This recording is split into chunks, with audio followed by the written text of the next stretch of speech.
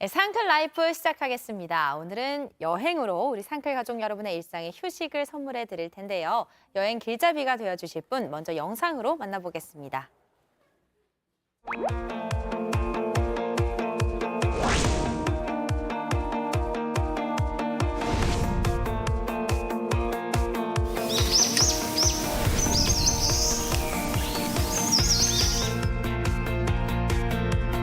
지금부터 저와 함께 떠나보실까요?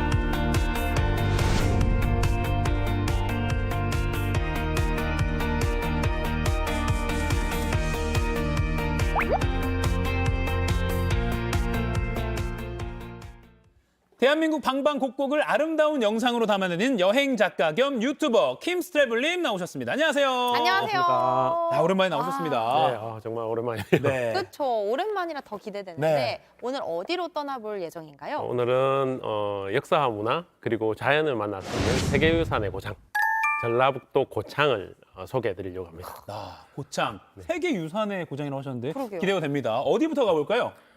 처음으로 소개해드릴 곳은 조금 사실 좀 철이 지났다고 할 수도 있는데 네. 고창 보리밭이라고 많이 들어보셨죠? 보리밭? 예, 학원농장이라는 곳이고요. 여기가 한 4월에서 5월 정도에 가시면 이렇게 아름다운 청보리밭을 만날 수 있는 곳인데요. 네.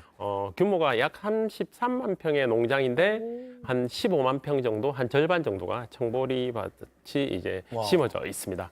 우리나라 관광농원의 이제 효시라고 할 수 있는 경관농업이라는 이제 그런 단어가 있는데 네.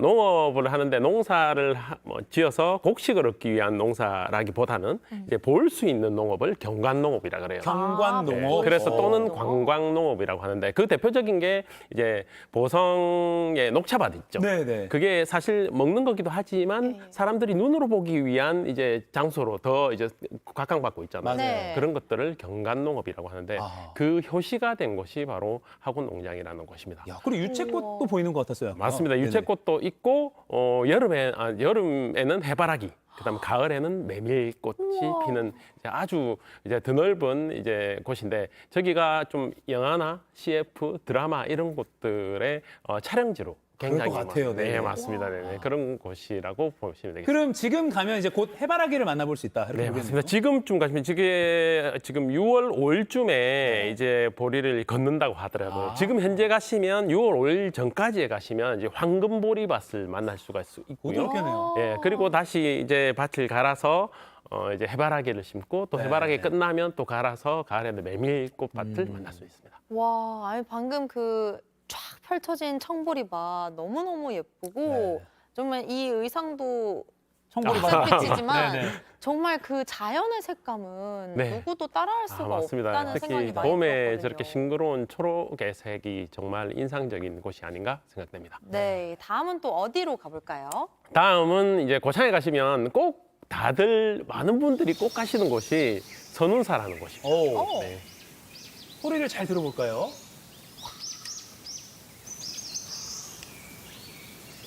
와, 제가 저 소리들을 직접 현장에서 직접 숲마다 그러니까 계곡마다 숲마다 뭐 들판마다 소리를 직접 따서 넣거든요. 네. 하나를 따서 막 비슷하게 넣는 게 아니고 근데 저기에는 저런 새소리를 만날 수가 있고요.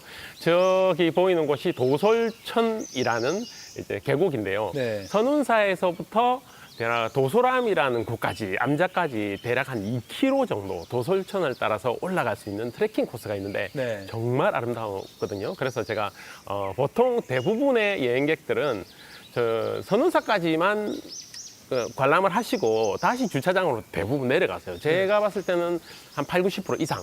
근데 진짜가 시작되는 트레킹 코스는 선운사에서부터 지금 사람 아무도 없죠. 네. 우와. 선운사에서부터 이어지는 도소람 2km 코스가 정말 아름다우니까 도소람 그 선운사만 보시고 돌아가시지 마시고 저 길을 꼭 걸어보시라고 제가 추천드리고 싶어서 소개해드리게 되었습니다. 좀 힘들지 않게 걸을 수 있는 코스인가요? 대부분 평지이고요. 네.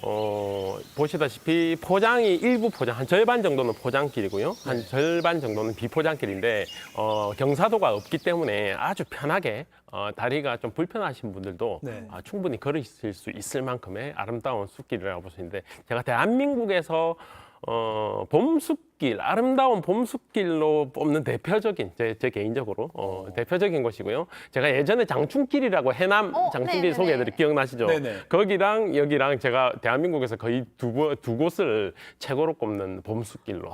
왜 그러냐면 가을이 사실 가을에도 단풍이 아름다운 곳이거든요. 그런데 봄에 가시면 가을에 가면 사람이 너무 많아요. 근데 아무리 아름다워도 사람이 붐비면 뭔가 감이 떨어지는 네. 거 있잖아요. 그래서 저기는 봄에 가면 사람들이 거의 없기 때문에 정말 혼자서 한적하게 아름다운 그 싱그러운 초록의 숲길을 거닐 수 있는 곳이 바로 저 길이기 때문에 도설촌 트레킹 코스이기 때문에 고창 가시면 꼭 가보시라고 강력 추천드리는 곳입니다. 게다가 이 도소람까지 걸어가는 길에 볼 수 있는 특별한 것들이 또 있다고 네, 하더라고요. 맞습니다. 저기서부터 트레킹을 하시면서 가시다 보면 동굴인데요? 진흥구를 처음에 만나시게 우와. 되는데 진흥굴. 네, 예전에 진흥왕이 왕위를 마치고 여기 와서 참선 수도를 했다는 그런 전설 이야기가 있기 때문에 진흥굴이라고 불리는 곳이고 지금 높이가 대략 한 4m고 깊이가 10m 정도인데 사람이 손을 파서 만든 건 아니고 천연동굴이고요. 와. 갈라져서 뚝뚝 떨어져서 동굴이 되는데 일부 이제 조금 더 크게 키우기 위해서 사람의 손이 가미된 것도 있다고 합니다. 그래서 자연과 사람의 손이 가미된 그런 동굴이라고 보시면 될 것 같습니다. 네. 그리고 저 근처에 또 유명한 소나무가 네, 있다면서요? 바로 옆에 장사송이라는 천연기념물로 지정되어 온 곳인데, 천연기념물? 네네네, 진흥굴 바로 옆에 있어요. 그래서 예전에 장사현이라 그래서 그 지명을 따서 장사송이라고도 하고요. 진흥굴 바로 옆에 있기 때문에 진흥송이라고도 불리는데 천연기념물이고 저 가지가 8개로 뻗어 있거든요. 그래서 우리나라 대한민국의 팔도를 닮았다 해서 그런 이야기도 있는 천연기념물이라고 보시면 되겠습니다. 야, 근데 멋있습니다. 포스부터 네. 천연기념물 다운 나무예요. 나 되게 특별해. 약간 네. 이런 위용을 자태를 뽐내는 것 같습니다. 네네, 네. 정말 높이가 높고 거대한 소나무니까 우리나라에서 소나무가 굉장히 높으면서 가지가 여러 개로 뻗어 있는 게 좀 독특하거든요. 네. 그래서 보시면 그냥 나무가 여기 있네 이렇게 지나가지 마시고 이게 그 특별한 나무라더라 이렇게 보시고 지나가시면 될 것 같습니다. 네. 네. 그럼 선운사에 출발해서 저 굴도 보고, 그다음에 소나무도 보고, 그리고 이제 도소람에 다다르면 네. 도소람에는 또 어떤 보물 같은 장면이 숨어 자, 있습니까? 도소람은 이제 전설 따라 삼천리 이런 전설의 이야기들이 굉장히 많아요. 저기 끝에 보이는 곳이 도소람인데 기암 절벽들이 쫙 절벽이 병풍처럼 둘러싸고 있죠. 네. 여기 보이는 곳이 도소람 마애불이라는 이제 이렇게 절벽에 각을 새겨 놓은 이제 불상인데 이 불상 중간에 보시면 가슴팍에 사각형으로 하얀색 표지가 있죠. 예, 네, 예, 네. 예, 예. 저 표시가 예전에 저기 이제 저 가슴에 있는 복장을 열면 비기가 숨겨져 있다. 비서. 그러니까 저 비기가 숨겨져 있는데 저 비서가 열리는 날에는 세상이 바뀐다. 또는 조선이 망한다. 이런 이제 전설이 있었어요. 그 전설이 있었는데 예전에 1820년도에 이서구라는 여기 이제 감찰사 전라남도 감찰사로 오셨던 분이 저 비서가 너무 궁금해가지고 네. 열어보려고 열었던 거예요. 열었는데 조선은 망했어요. 저기 보면 이제 벼락력이 있어가지고 저거를 열면은 비바람이 불고 벼락이 친다는 전설이 있어요. 근데 네. 이서구가 탁 열라고 하는데 딱 열자마자 벼락이 막 치는 거예요. 그래서 놀래가지고 다시 도로 집어넣고 다시 막았는데 그 첫 장만 보고 닫았던 거예요. 그러니까 뒤에 거는 못 보고 첫 장만 보고 다시 닫아 넣었는데 그 첫 장에 뭐라고 적혀 있냐면 몇 년 몇 월 몇 시에 이서구라는 사람이 이 책을 첫 장을 열게 된다. 이런 글만 보고 다시 넣었던 거예요. 와, 그래서 그 전설 뒤로 따라 삼천이네, 진짜. 맞습니다. 그 네네. 뒤로 한 72년 뒤죠. 1892년도에 네. 여기 이제 동학혁명이 일어났는데 동학혁명을 이제 주도했던 인물이 여기서 또 저거를 열게 된 거예요. 그때는 이제 이게 전설이라서 믿거나 말거나 이야기인데 열게 됐는데 그 열고 나서부터 동학혁명을 하는 사람들이 많이 모여들고 좀 크게 그 운동이 혁명이 일어났다 이런 전설이 있는 곳입니다. 야, 마애불상 볼 때 지금 이 스토리를 기억하셔서 보시면 더 재밌을 것 같고요. 네. 그리고 또 꼭 고창에서 가봐야 된다. 습지를 소개해 주시기로 했다고요. 네네, 웅곡습지라는 곳인데 네. 저기가 구름 문자를 쓰고 골짜기 골자를 쓰는 웅곡습지라는 곳인데 그래서 이제 아침마다 안개가 많이 끼고 그 다음에 운해가 많이 끄는 아주 특별한 곳인데요. 그래서 이른 아침에 가시면 저렇게 아름다운 물안개와 정말 아름다운 운해를 만날 수 있는 곳입니다. 저기 람사르 습지로 지정되어 있는 곳인데요. 람사르 습지요? 예, 저 습지가 그러니까 저 저수지가 운곡 저수지가 원래 있던 저수지가 아니고 인근에 이제 발전소가 있는데 발전소 시설에 물을 대기 위해서 인공적으로 약 40년 전에 인공적으로 만든 저수지인데요. 아하. 원래는 저게 한 9개의 마을이 있었다고 해요. 그 9개의 마을이 있었는데 논농사를 하면서 있었는데 그 9개 저수지가 생기면서 9개 마을 사람들이 다 다른 곳으로 흩어졌죠.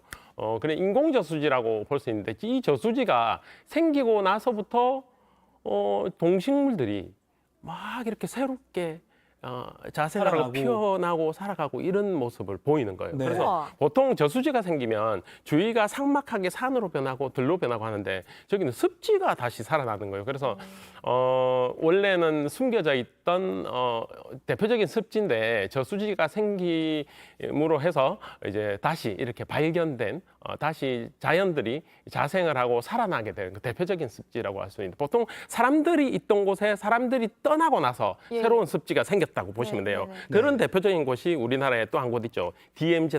원래 거기에도 원래 이제 지금 사람이 살 수 없으니까 자연들이 살아나는 곳이 됐잖아요. 네. 그래서 예, 예. 여기는 남한의 DMZ라고 불리는 곳이 바로 운곡습지라고 할 수 있습니다.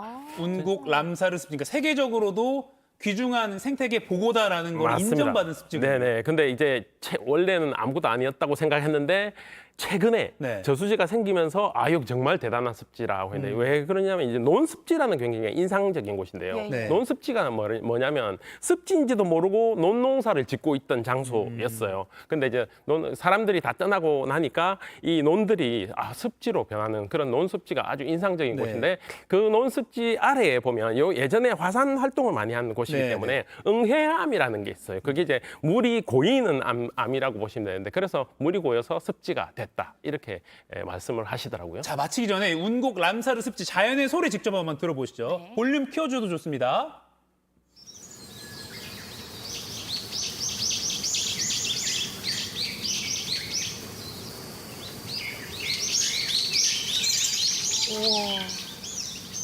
야, 지금 유튜브에서도 윤수효님이 주말에 고창으로 가보고 싶다. 운곡 습지 가고 싶네요. 몽베베님 너무 재밌네요. 이주희님은 아까 전설 이야기 들으시면서 전설이 너무 재밌네요라고 네. 반응해 주시고 계신데요. 야, 지금 저거 이건 안 보면 안 됩니다. 우리나라 이렇게 아름다운 곳이 많습니다. 그리고 이 소리가 여기가 830여 종의 동식물이 있는 습지라고 하는데 네. 이 들리는 새소리만 해도 굉장히 많아요. 네. 오, 너무 좋아요. 그러니까요. 저기가- 이거는 네. 아이들과 가도 정말 좋을 것 같고. 정말 아름다운 곳인데 아직 많이 알려져 있지 않아서 그러면- 고창 가시면 꼭 한번 가보세요. 상클 시청자분들끼리만 좀 아는 걸로 하고요. 널리 퍼뜨리지 말아주세요. 자, 시간이 벌써 다 됐는데요. 오늘 방송 마치고 유튜브로만 만나보실 수 있는 상클 2교시 준비되어 있습니다. 킴스트래블 작가와 또 아이들과 함께 가면 더 재밌는 고창 여행 이야기 나눠볼 예정이니까요. 잠시만 더 기다려주세요. 오늘 말씀 고맙습니다. 고맙습니다.